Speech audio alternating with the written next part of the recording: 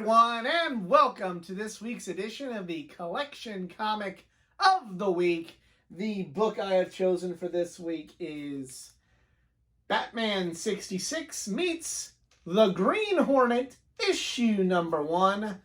I picked up this book at my local comic shop. I was, at the time, I'm still a huge fan, but at the time I was like religious about Kevin Smith. I mean, I love Kevin Smith. I love what he's done writing. I love that he's a self-made man. I love that he's essentially lived the dream of like all of us fans. Just, I have this channel to get together with my friends and do fun shit and talk fun shit. And that's Kevin Smith's life. He's made movies, podcasts, written books, written comic books, just with all of his friends that he's grown up with. And I have a lot of respect for Kevin Smith. I admire Kevin Smith, and especially when this book came out in 2014, I was in the thick of it. I was listening to all the Kevin Smith podcasts, all of just everything. I listened to the Comic Book Men podcast. I was listening to I Sell Comics. I was listening to Fat Man on Batman and Tell 'em Steve Dave, and just kind of everything Kevin Smith I was all in on. And this was a book that started getting hyped up a lot on Kevin Smith's podcast. It was Batman 66 meets the Green Hornet. And Kevin Smith had written a couple Batman books at that point, a little bit more modern, in the modern vein of the character. But this was the first time where he was going to explore the old school Adam West Batman. And I was very interested to see how he would do that, because, Kevin Smith's writing style, it's kind of not everybody's cup of tea, and I'll fully admit that point. As much as I love and admire Kevin Smith, there's some movies of his that just don't, his writing style doesn't hit with me in some cases compared to others, and that's also true with some of his comic books. But knowing how much Kevin Smith loves Batman, and knowing how much he loves the lore of Batman, and knowing how much he loves all the interpretations of this character, I really wanted to see and read how he brought the Adam West campy, lighthearted Batman that the character used to be, and how he would write that, especially in comparison to a lot of the darker content that Kevin has been known to write, especially in comic books with his other Batman books and with his Daredevil books. So I was really excited about that, and boy, he just knocked it out of the park. Like he had the voice of Adam West and that whole series in this book, and it's maybe Kevin Smith isn't everybody's cup of tea, and I'll even concede he's not the world's best Batman writer, but for this book and this series, Kevin Smith knew what he was doing. And, let's check it out. Alex Ross did the cover art, and that is just gorgeous. I mean, I love his art style. It's not something I'd want every book, but I love how he does this, and it's just, fuck, man, that just encapsulates everything you need from this book. Opening up, a little too far. Like they even, not that I didn't think they would, but Kevin Smith has so much, affinity for everything Batman, that he would make sure that the font would be done like the opening of the old 1966 Batman TV show. Let's see, you can even, given the narration, you can hear the old, written in the same way. You can hear it like it's being, the narration from the original series. Yeah. it's just really the first part of it set up just like an old episode. You got Alfred. There you see his little subtle, not so subtle hint about the bat phone going off. And letting everybody know what's going on. You know, Commissioner Gordon, Chief O'Hara. And, you know, Dick was getting ready for a date. And Bruce says he can handle this as Bruce Wayne, and says socializing with the fair sex is an important part of a young man's upbringing. So the date commences. You can definitely tell this was before the character was really...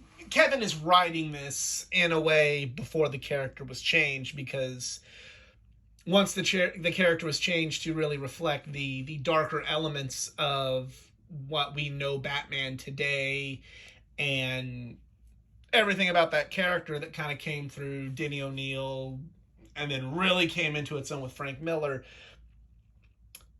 Batman, Bruce Wayne, would never let Dick Grayson go out on a date if there was some sort of crime fighting that needed to be done. So, but back in 1966, Bruce would have no qualms about that. He could just handle it and let Dick be, you know, a teenage boy. But yeah, you can, on one hand, like, you know, like it's something that, yeah, you know, it makes more sense that from any sort of perspective that a person like Batman would not be okay with that. But in 1966, he was okay with it, so I like how Kevin was able to keep that, to take that element from the past version of the character and use it in this book.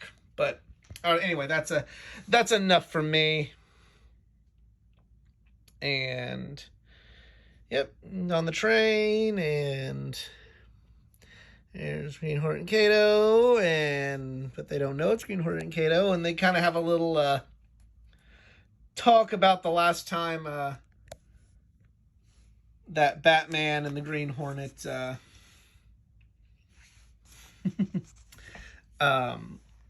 met, and said him. Green Hornet certainly so is his masked accomplice, who really should have his own nickname. The Black Bee? No, the Dark Wasp. That's funny. It's funny, and you know these sort of things would be happening if this were an actual episode of the 66 Batman TV show. Yeah, Hornet escaped Batman, and really, I heard Batman let him go. Let him go? That doesn't make him much of a crime fighter. Oh, he seems to do okay. Benefit from a Cape Crusader, and okay, go over huge, and then finally Bruce gets mad. I happen to think Batman's is quite stylish. Certainly more than a green hat and green coat. You gotta love it. This encapsulates what this episode would be like. And that's just the genius and respect that Kevin Smith had towards this character, towards all of the lore of the Batman character, from the Dark Knight to the 66 version. And he's got to call Dick to lose his, get away from his date. That is cuffling flashing, and it's a groovy new style. Got the lingo down. This is well done. And there we have, the baddie has appeared on the train, and we get the action. I mean, I can see this just playing out, like, you know, the music, everything playing out. The action scenes, like this is an episode of the 66 Batman series.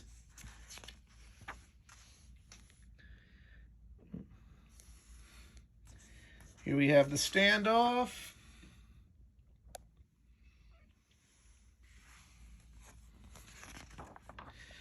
Oh no! He's glued both Green Hornet and Kato and Batman and Robin.